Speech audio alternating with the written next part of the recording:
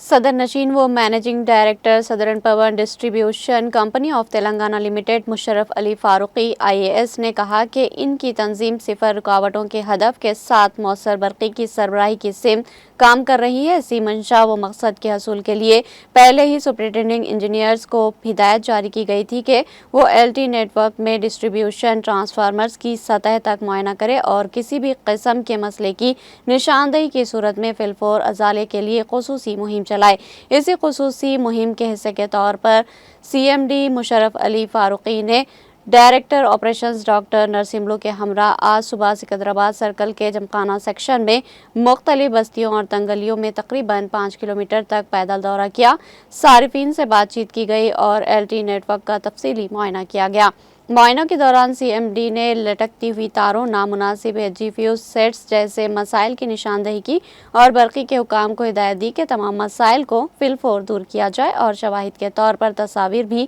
روانہ کی جائے۔ مشرف علی فاروقی نے سیکشن آفیسرز کو ہدایت دی کہ وہ صبح 8 بجے سے اپنے کام کا آغاز کرے۔ LT نیٹ ورک میں علاقے کی اساس پر ہر پول کا معائنہ کیا جائے اور کسی بھی قسم کے مسئلے کی صورت میں فی الفور یکسوئی کے لیے اقدامات روب عمل لائے جائے۔ انہوں نے نشاندہی کی کہ برقی انجینئرز اور عملے کی مسلسل مساعی کے باعث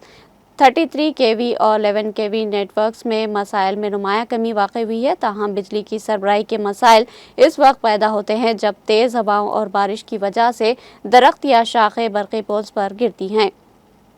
انہوں نے کہا کہ اس قسم کے مسائل کو بھی جلد از جلد اور انتہائی قلیل وقت میں دور کیا جا رہا ہے۔ مشرف علی فاروقی نے کہا کہ جب تک یہ خصوصی مہم مکمل طور پر ختم نہیں ہو جاتی وہ شخصی طور پر روزانہ مختلف مقامات کا معائنہ کریں گے۔ اس موقع پر مشرف علی فاروقی اور ڈاکٹر نرسملو کے ہمراہ chief engineer metro Prabhakar Secunderabad AC گوپیا DE سبا ریڈی اور دوسرے عہدیداران موجود تھے۔